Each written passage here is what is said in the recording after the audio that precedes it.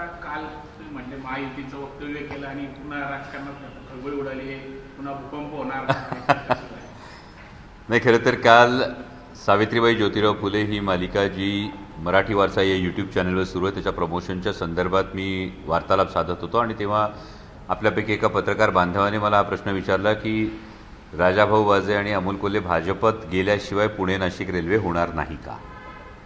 त्यामुळे पुणे नाशिक रेल्वेच्या संदर्भात ही सातत्यानं मागणी आहे. संगमनेरची मागणी आहे, अकोल्याची मागणी आहे, जुन्नरकरांची मागणी आहे, मंचरची मागणी आहे, खेडची मागणी आहे की जी ओरिजिनल अलाइनमेंट होती यावर पुणे नाशिक रेल्वे व्हावी.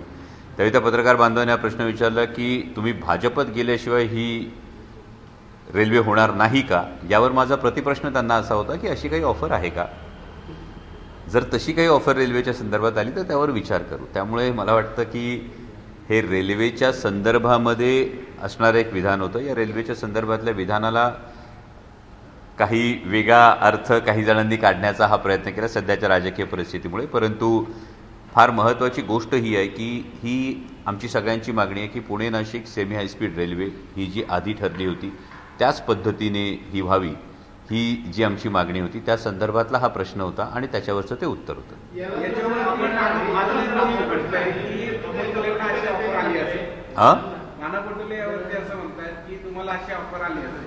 अजून नाना भाऊंचं माझं काय बोलणं झालेलं नाहीये, पण त्या पत्रकार बांधवांनी जो प्रश्न विचारला त्यालाच माझा प्रतिप्रश्न होता की अशी काही आहे का ऑफर. रेल्वे होणार म्हणजे दुर्दैवानं काय परिस्थिती आहे की जर अशी गोष्ट झाली तर लोकांच्या हिताचं काय आहे, लोकांची मागणी काय आहे.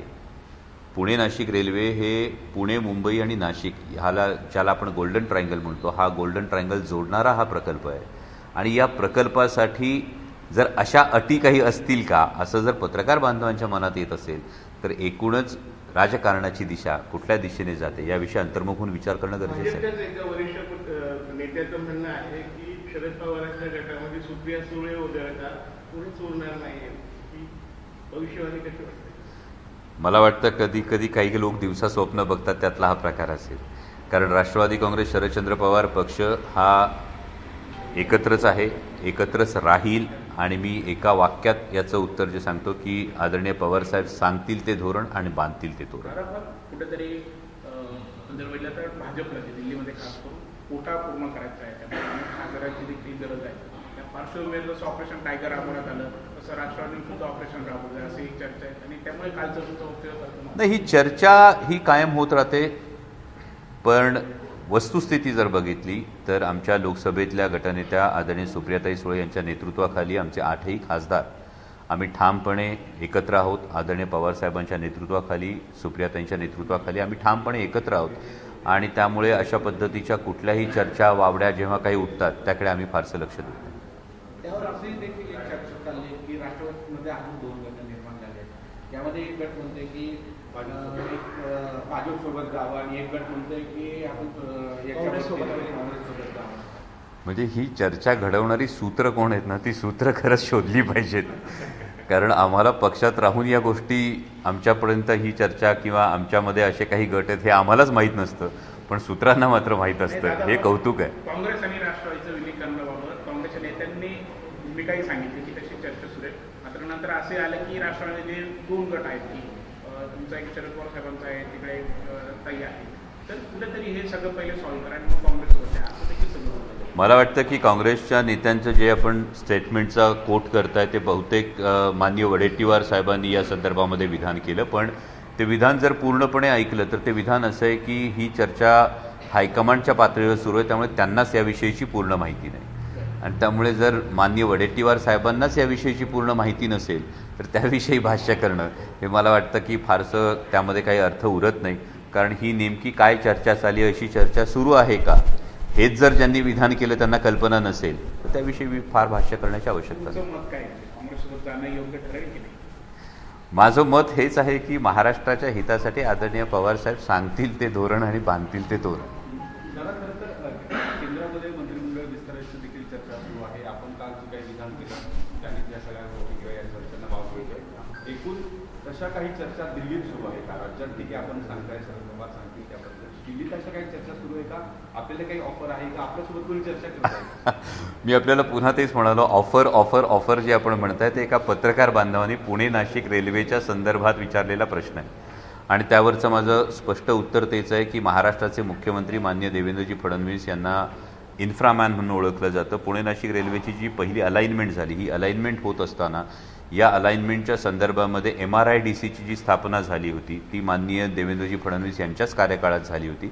आणि त्यामुळे माननीय मुख्यमंत्र्यांना माझी ही विनंती आहे की संगमनेर असेल, सिन्नर असेल, नाशिक असेल, जुन्नर असेल, मनसर असेल, राजगुरुनगर असेल, इथल्या सगळ्या ग्रामस्थांची जी मांडणी, महाराष्ट्राच्या नागरिकांचं जे म्हणणं आहे त्यानुसार ओरिजिनल अलाइनमेंटवरच पुणे नाशिक रेल्वे व्हावी यासाठी आपणही प्रयत्न करा अशी आमची विनंती आहे. खरं तर आपल्या जे कालच्या आपल्या वक्तव्यानंतर जे चर्चा सुरू झाल्या त्यावरच संजय राऊत असं म्हणाले की अमोल कोल्हे यांचं जर असं काही विधान असेल तर ते दुर्दैव आहे, मात्र ते संभाजी महाराजांची भूमिका त्यांनी केलेली आहे, आता ते मुलींची भूमिका करतात, त्यामुळे ते असं करणार नाहीत. आणि याचबरोबर ते म्हणाले की जे भाजपसोबत गेलेले आहेत त्यांना इतिहासद्रोही म्हटलं जातं, रामद्रोही म्हटलं जातं, त्यांची गणना तशा पद्धतीची होती, त्याच्यामुळे अमोल कोल्हे असं काही करतील असं वाटत नाही म्हणून संजय राऊतांनी म्हटलं. माननीय राऊत साहेबांनी जो माझ्यावर विश्वास दाखवला त्याबद्दल मी त्यांचा आभार मानतो. आणि पुन्हा एकदा मी आपल्या सगळ्यांना तीच विनंती करतो की कुठल्या कॉन्टेक्स्टनी ते विधान आलं होतं, तो कॉन्टेक्स्ट हा पुणे नाशिक सेमी हायस्पीड रेल्वेचा कॉन्टेक्स्ट आहे. हे मी पुन्हा एकदा आपल्या सगळ्यांना आठवण करू देऊ इच्छितो, कारण काल आपणही तिथे होतात, त्यामुळे आपल्याला हा संपूर्ण प्रसंग काय घडला तो व्यवस्थित माहिती आहे. बऱ्याचदा असं होतं की एखादी न्यूज किंवा एखादं ब्रेकिंग न्यूज ही ठराविक टायटलमुळे चालते, त्याचा मागचा कॉन्टेक्स्ट हा सांगितला जात नाही. आणि हा कॉन्टेक्स्ट खरं तर पुणे नाशिक सेमी हायस्पीड रेल्वेच्या विषयी एका पत्रकार बांधवाने विचारलेला प्रश्न होता. तो प्रश्नही तसाच होता की असं घडलं तर, म्हणजे आता आपण या सगळ्या गोष्टी आत्याबाईला मिशा असत्या तर या गोष्टीसारख्या बोलतोय. अजितदादांचं स्वप्न होतं की पुणे नाशिक रेल्वे व्हावी, तुमचं तर आहेच, पण अजितदादांचं स्वप्न होतं, अजितदादांनी बऱ्याचदा बोलवलं घातलं होतं. मग आता देवेंद्र फडणवीसांना तुम्ही इन्फ्रामॅन म्हणताय, पण मग ते त्याला खोडा घालतायत का? होऊ देत नाही का? यात खोडा कोण घालतं यापेक्षा महत्त्वाची गोष्ट MRIDCकडे आपण जर पुणे नाशिक सेमी हायस्पीड रेल्वेची संपूर्ण वस्तुस्थिती जाणून घेतली तर या संदर्भामध्ये माननीय पृथ्वीराज बाबा चव्हाण हे मुख्यमंत्री असताना MRIDCची स्थापना करण्याची ठरली. MRIDCची स्थापना ही माननीय मुख्यमंत्री देवेंद्रजी फडणवीस यांच्या काळात 2014 ते 2019 जे सरकार होतं त्या काळात ती करण्यात आली. याचं संपूर्ण आरेखन करण्यात आलं. या संदर्भातले भूसंपादनाची जी गोष्ट होती, कोविडच्या काळामध्ये आपण जे उल्लेख केलात आदरणीय अजितदादांचा, स्वर्गीय अजितदादांचा, तर अजितदादा याच्यामध्ये इन्स्ट्रुमेंटल होते, कारण या संपूर्ण प्रकल्पाची पहिली मांडणी किंवा पहिलं प्रेझेंटेशन जे झालं ते मी शिरूर लोकसभा मतदारसंघाचं प्रतिनिधित्व करत असताना अजितदादांसमोरच याचं संपूर्ण प्रेझेंटेशन पहिल्यांदा झालं. आणि त्यानंतर या प्रकल्पाला खरोखर एका अर्थानं गती मिळाली. आणि ही गती मिळत असताना हा प्रकल्प आता दृष्टिक्षेपात येईल असं वाटत असताना अचानक MRIDC काढून हा प्रकल्प हा रेल्वेकडे देण्यात आला. माननीय रेल्वे मंत्र्यांनी जे स्टेटमेंट पार्लमेंटमध्ये फ्लोअरवर केलं ते स्टेटमेंट असं होतं की GMRTने याविषयी आक्षेप नोंदवलेला आहे. इतकी वर्ष सुरू असलेल्या प्रकल्पाला अचानक GMRT आक्षेप नोंदवतो, परंतु काही कार्यकर्त्यांनी माहितीच्या अधिकारामध्ये जी माहिती काढली यामध्ये GMRTकडून असं उत्तर देण्यात आलं की डिपार्टमेंट ऑफ ॲटॉमिक एनर्जीने या संदर्भात आमच्याकडे कोणतीही चर्चा केलेली नाही.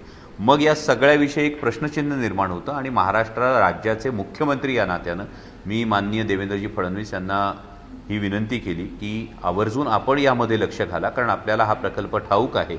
आणि या पद्धतीची संदिग्ध उत्तरं जर मिळत असतील तर इथल्या भागाची माहिती लक्षात घेता, इथल्या भागाची मागणी लक्षात घेता ओरिजिनल अलाइनमेंटवरच Pune Nashik semi high speed railway व्हावी ही सर्व नागरिकांची मागणी. दादा, या संदर्भातली बैठक आज मुंबईत पार पडते, आपल्याला त्या बैठकीचं निमंत्रण आलेलं कुठली? नाशिक पुणे रेल्वे संदर्भात. नाशिक पुणे रेल्वेच्या संदर्भामध्ये ही बैठक पार पडते हे मला आपल्या माध्यमातून समजलं.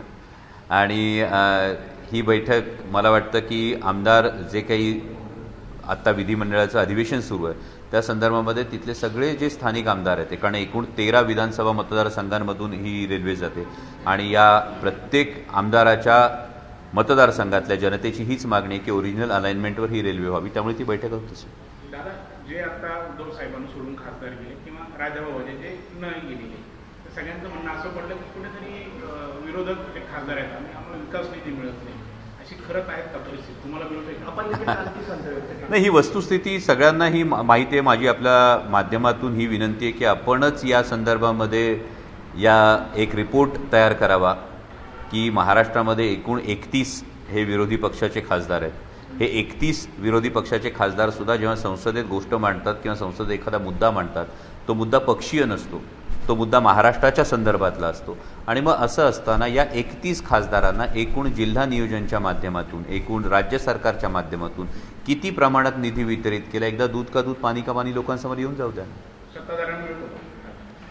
मी तुम्हाला तेच विनंती करतोय की आपणच ही, मी जर बोललो तर मी विरोधी पक्षातला खासदार म्हणून, तुम्ही म्हणाल विरोधी पक्षातले खासदार म्हणून यांनी याविषयी वक्तव्य केलं. मी म्हणतो आपण एक दूध का दूध पाणी का पाणी करा ना, एक संपूर्ण रिपोर्ट समोर ठेवा. काय होतं की एक एक खासदार हा जवळपास 22-24 लाख जनतेचं प्रतिनिधित्व करत असतो. त्या जनतेच्या सुद्धा काही अपेक्षा असतात. या जनतेच्या अपेक्षांच्या माध्यमातून ती अपेक्षांची पत्र, ती मागणीपत्र ही समोर दिली जातात. या मागणीपत्रांवर नेमकी किती कारवाई झाली, या मागणीपत्रांना किती सकारात्मक प्रतिसाद मिळाला, लोकशाहीचा चौथा स्तंभ असलेल्या माध्यमांनी ही गोष्ट सुद्धा एकदा समोर आणावी अशी माझी विनंती आहे. दादा, खरं तर ऑपरेशन टायगर संदर्भात गेल्या वर्षभरापासून चर्चा सुरू होता. लोकांनी असंच ठाम विश्वास होता की ऑपरेशन टायगर जे आहे ते यशस्वी होणार नाही. मात्र आता ऑपरेशन तुतारी देखील चर्चा सुरू झाली आहे. चर्चा सध्या सुरू झाली आहे, पण अनेक राजकीय घडामोडी घडणार आहे. आपल्याला वाटतं की ऑपरेशन तुतारी त्या ठिकाणी सक्सेसफुल यशस्वी होईल? मला वाटतं शेजारच्या घरात काय होतं यापेक्षा आपल्या घरात काय होतं ते मी ठामपणे सांगू शकतो. आणि त्यामुळे बघा, तुमचा ऑपरेशन तुतारीचा प्रश्न आहे आणि ऑपरेशन तुतारीचा प्रश्न असताना माझे दुसरे सहकारी खासदार इथे उपस्थित आहेत. त्यामुळे अशा कुठल्याही चर्चांना मला वाटतं आपण अकारण महत्त्व देण्याची आवश्यकता नाही. राष्ट्रवादी काँग्रेस पक्षाचे 8ही खासदार ठामपणे हे एकत्र आहेत. आदरणीय शरदचंद्रजी पवार साहेबांच्या नेतृत्वाखाली, लोकसभेतल्या आमच्या गटनेत्या खासदार सुप्रियाताई सुळे यांच्या मार्गदर्शनाखाली आम्ही एकसंधपणे आमच्या मतदारसंघाने जी जबाबदारी टाकली आहे, महाराष्ट्रानं जी आमच्याकडून अपेक्षा व्यक्त केलेली ती अपेक्षा पूर्ण करण्याचा आम्ही प्रयत्न करतो. थँक्यू.